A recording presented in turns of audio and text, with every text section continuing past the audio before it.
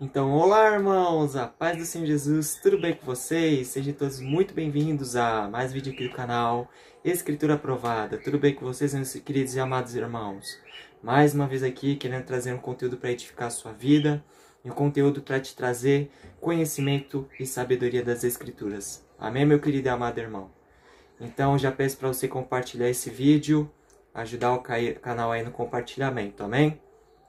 Então, irmãos, eu gostaria de agradecer aí, o pessoal do grupo que tá dando uma força aí pro meu canal, tamo junto. E o estudo do vídeo hoje se baseia em uma festa, um Moed de Deus. E nesse estudo a gente vai abordar a festa da Páscoa, né? Uma festa muito conhecida pelo mundo todo. Muitas pessoas aceitam a Páscoa, né? E celebram a Páscoa, né? Mas não da maneira correta, né? Mas de uma forma já é alguma coisa. E vamos estudar hoje sobre a verdadeira Páscoa de Deus. Amém, meus queridos irmãos?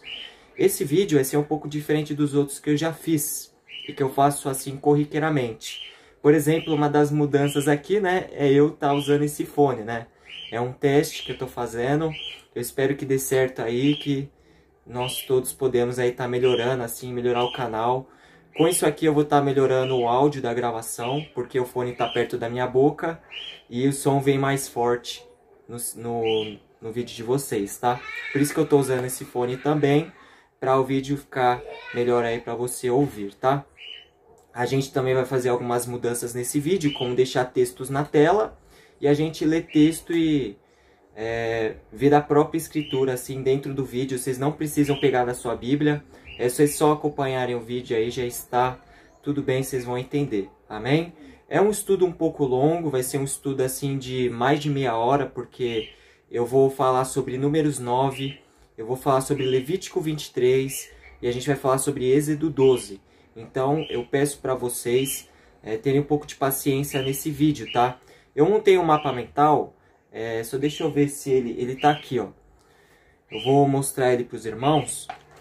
É esse mapa mental aqui, ó. Não sei se os irmãos estão conseguindo ver. Deixa eu ver aqui.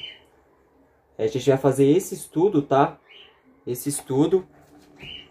Não sei se os irmãos conseguiram ver, mas esse estudo vai se basear em 5 pontos. 5 perguntas que eu fiz, que são perguntas aí que os espectadores também fazem e mandam aí para o irmão Luiz, para mim e para o irmão Felipe também, tá? Então, a primeira pergunta que eu escrevi aqui, irmãos, qual é o valor da Páscoa para nós? É a primeira pergunta. Aí vem a segunda pergunta. A gente vai resolvendo tudo isso nesses dois vídeos que eu vou fazer. A parte 1 e a parte 2 eu vou estar explicando essas 5 perguntas. Para que ela serve? Qual é o valor da Páscoa no Antigo Testamento? A Páscoa é um moed? Tem relação a Páscoa com o Apocalipse? Então, essas 5 perguntas a gente vai estar respondendo os irmãos aí. A gente vai estar explicando sobre essas 5 perguntas e dando as respostas aí para os irmãos, amém? Então, sem enrolação, esse vídeo vai ser longo. Vamos começar a leitura. A gente vai ler agora Êxodo 12, tá? Que está falando sobre a primeira Páscoa, Moisés e Arão saindo do Egito para ir até o Mar Vermelho. Amém, irmãos? Então aqui estamos nós, irmãos, Êxodo 12, como está escrito aqui. O nosso primeiro ponto que a gente vai estudar nessa primeira parte, irmãos, é o Antigo Testamento, tá? Então a gente vai estudar nesse estudo Êxodo 12, Levítico 23 e Números 9, como eu falei no início do vídeo. E a gente vai ler praticamente Êxodo 12 inteiro, tá? Mas para o vídeo ficar melhor, eu vou acelerando e vou resumindo, se possível, tá? Então, nesse primeiro ponto, a gente tem uma pergunta. O que é a Páscoa? Nesse capítulo de Êxodo, a gente vai entender para que serve a Páscoa e o porquê da Páscoa existir, qual o significado da Páscoa, né? Então, a gente aqui nesse capítulo vai entender sobre isso, tá, irmãos? Então, vamos começar. E o primeiro ponto é Êxodo 12, do versículo 1 ao versículo 3. Vamos ler, irmãos. E disse o Senhor a Moisés e a Arão na terra do Egito: Este mês vos será o principal dos meses, será o primeiro mês do ano. falai a toda a congregação de Israel, dizendo: aos 10 deste mês, significa no dia 10, cada um tomará para si um cordeiro, segundo a casa dos seus pais. Na verdade, é as casas dos pais, né? Um cordeiro para cada família. Aqui não tem muita coisa para falar, né? Aí no versículo 5 a gente vai ter assim: o cordeiro será sem defeito, macho de 1 ano. Então a gente vê aqui, irmãos, que esse cordeiro que tem que ser imolado na Páscoa, ele não poderia ter defeitos, ele tinha que ser perfeito e tinha que ter até 1 ano. Não podia passar de 1 ano, macho de 1 ano. Tinha que ter até 1 ano. Podereis tomar um cordeiro ou um cabrito. Então, caso não tivesse cordeiros, você poderia usar um cabrito nessa ocasião aí também, tá? E o guardareis até o 14º dia deste mês, e todo ajuntamento da congregação de Israel o imolará no crepúsculo da tarde. A gente vai perceber que no Novo Testamento tem uma grande semelhança com Cristo sendo indo para o Getsemane, começar as perseguições, né, no crepúsculo da tarde. Então isso é uma ligação para o Novo Testamento também, tá? Depois da Santa Ceia, Jesus ele vai para o Getsemane orar a Deus, e dali ele já começa a ser perseguido e a sua alma começa a ser afligida. Amém, irmãos? E agora a gente vai para o versículo 7 até o versículo 11.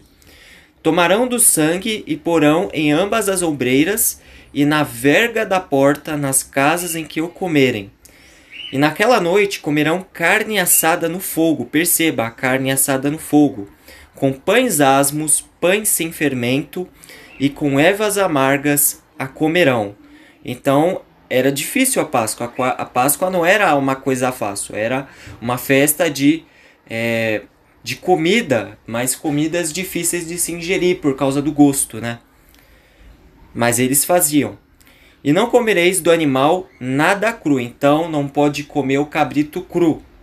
E a gente vai ver mais pra frente, ó, que deixa eu deixar para o momento que eu explico para vocês. Nem cozido em água, porém assado ao fogo. Aí é que eu queria falar, né?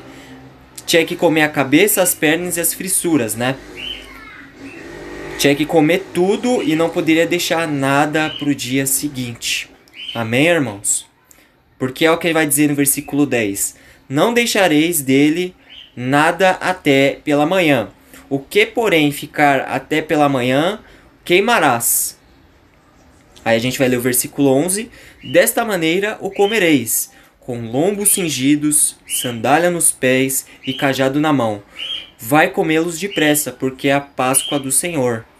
Então a gente percebe aqui no versículo 11, o Senhor fala para comer com pressa. Por quê? Porque eles teriam que sair do Egito com pressa, né? Era uma festa de saída, era uma festa de libertação do povo do cativeiro. Amém? E também a gente vê aqui que era uma festa que tinha que ter tinha que se afligir a alma também, né? Não era uma aflição tão grande quanto nos dias das expiações que a gente vai ver mais pra frente, mas afligir a alma também. Amém? Aí a gente vai ler somente o versículo 12. Eu vou explicar para vocês. Porque naquela noite passarei pela terra do Egito e ferirei todos os primogênitos, desde os homens até os animais. Então não é só homem, os animais primogênitos também iriam morrer. Executarei juízo sobre todos os deuses do Egito, porque eu sou o Senhor. Então a gente vê aqui nesse contexto literal que o Egito estava sofrendo as pragas, né? Lembra das pragas do Egito? Essa era a última praga, a morte dos primogênitos, e com isso vem a Páscoa e a libertação do povo por Deus, por intermédio de Moisés. Amém, irmãos? Agora a gente vai lá para o versículo 14.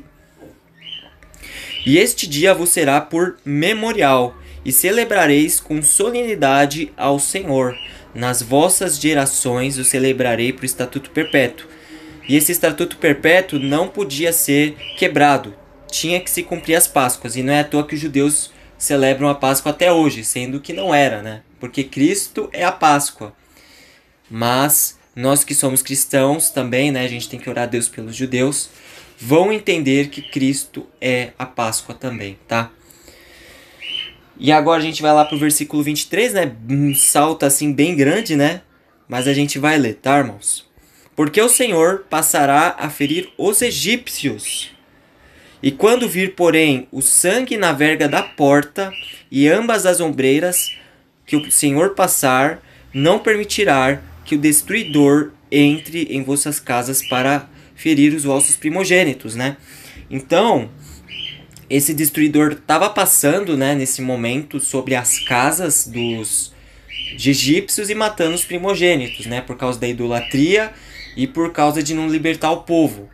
Mas quem tivesse com sangue de cordeiro fachado entre a porta, entre o ápice da porta, eu acredito, né, entre as pontas, né, e entre toda essa fachada de cima da porta, o destruidor não entrava, não destruía, mas deixava em paz aquela casa e não matava o seu primogênito. Amém, irmãos? E agora, para encerrar, vamos ler o significado da Páscoa, do versículo 26 ao 27. E isso aqui é a definição da Páscoa, tá, irmãos? É a definição mais correta para o uso da Páscoa nas nossas vidas. Amém, irmãos? Quando os vossos filhos vos perguntarem: que rito é este? Responderás: é o sacrifício da Páscoa ao Senhor, que passou por cima das casas dos filhos de Israel no Egito, quando feriu os egípcios e livrou as nossas casas. Então o povo inclinou e adorou a Deus. Então a Páscoa é isso. É a libertação de Israel da região dos Egitos e da escravização e de tudo que se passava dentro daquela época, mas num contexto de festa a gente vai ver que é totalmente diferente no Novo Testamento. A Páscoa muda de significado, mas ainda continua com a mesma essência, tá, irmãos? E livrou as nossas casas e feriu os egípcios. Esse é o significado da Páscoa. Amém, irmãos? Então agora a gente vai para Levítico 23 entender sobre as festas. E agora, irmãos, vamos ler Levítico 23, que está falando sobre as festas do Senhor. Amém?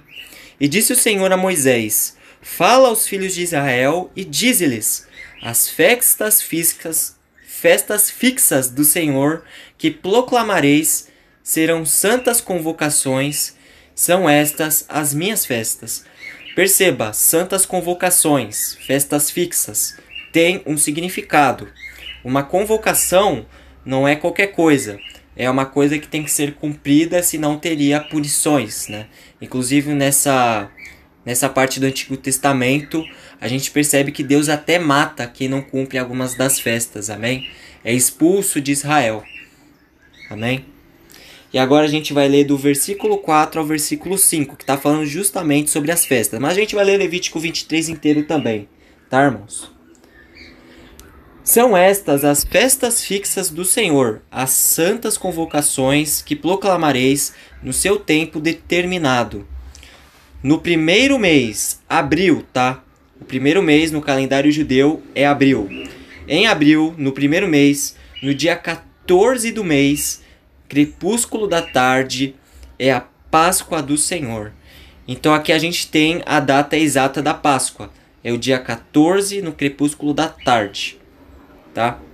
E agora vamos continuar, irmãos. Vamos ler do versículo 6 ao versículo 8. Aí depois eu volto e leio o versículo 3. Está falando sobre o sábado. E aos 15 deste mês farás as festas dos pães asmos, que também está em ligação com a Páscoa. 7 dias comerei pães asmos. Então, no dia seguinte, depois da Páscoa, já tinha que se comer pães asmos perante o Senhor.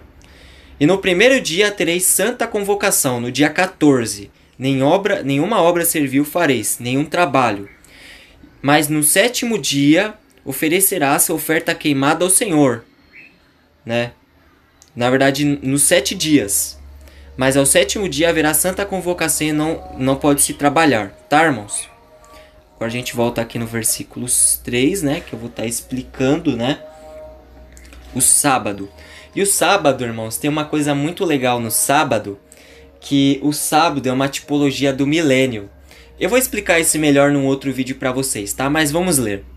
6 dias trabalhareis, mas no 7º dia será sábado de descanso solene, santa convocação, nenhum trabalho fareis. É sábado do Senhor, em todas as vossas moradas. Perceba que no final fala, em todas as vossas moradas.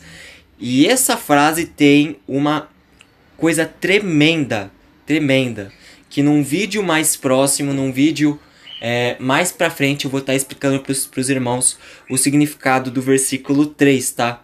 De Levítico 23. Agora, irmãos, a gente vai estar lendo da partir do versículo 9, tá? Mas eu vou dar aquela resumida, porque o vídeo tá ficando muito longo, tá, irmãos? E disse mais o Senhor a Moisés, aos filhos de Israel, e diz-lhes, o Senhor Deus falando: quando entrardes na terra que eu vos dou, que também tem um contexto incrível nisso aí, mas vamos continuar, e cegardes a sua messe, então trarei um molho das primícias da vossa messe ao sacerdote, e este moverá o molho perante o Senhor, para que sejais aceitos. E no dia imediato ao sábado, então perceba, nas primícias, no dia de sábado, olha o que acontecia. O sacerdote o moverá. E no dia em que moverdes o molho, e ofereceis um cordeiro sem defeito. Que também, nesse caso, seria Cristo, né? Depois eu também explico isso mais pra frente para os irmãos. De 1 ano em holocausto ao Senhor. Claro, usando o contexto da nova aliança, tá, irmãos? No contexto de antiga é um cordeiro comum. A sua oferta de manjares será 2 dízimas de oferta de flor de farinha amassada com azeite, para oferta queimada e aroma suave ao Senhor. E a sua libação será de vinho e a 4ª parte do rim. Esse rim significa 1 dose, tá, irmãos? Não comereis pão, nem trigo tostado, torrado, nem espigas verdes, até o dia em que trouxerdes a vossa oferta ao Senhor Deus. E é estatuto perpétuo, é uma festa ao moed, por vossas gerações em todas as vossas moradas. Irmãos, eu vou pular, eu não vou explicar aqui o versículo 15 para vocês, tá? Numa outra ocasião eu explico para vocês, mas vamos ler agora a respeito das festas das trombetas, tá? Aqui. Não, agora é Pentecostes, né?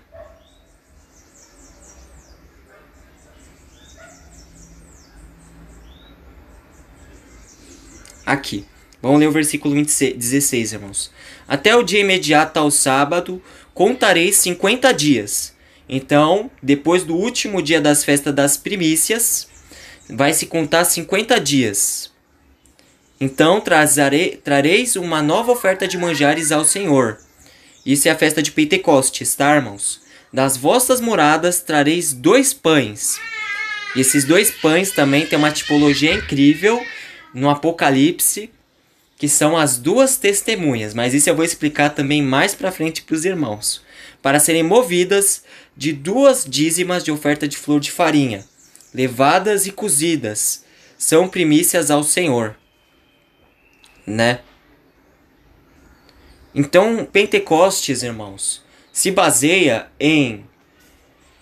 no contexto da antiga aliança. Também significa a descida do Espírito Santo e a formação da igreja. E também significa, como posso falar para os irmãos, o Espírito Santo entrando nos templos de verdade, nos templos de carne e sangue, e movendo os pensamentos, e Cristo estando com o seu povo. Amém, irmãos? E agora vamos estudar sobre a festa das trombetas, que é uma festa muito importante para nós estudarmos aí também, tá?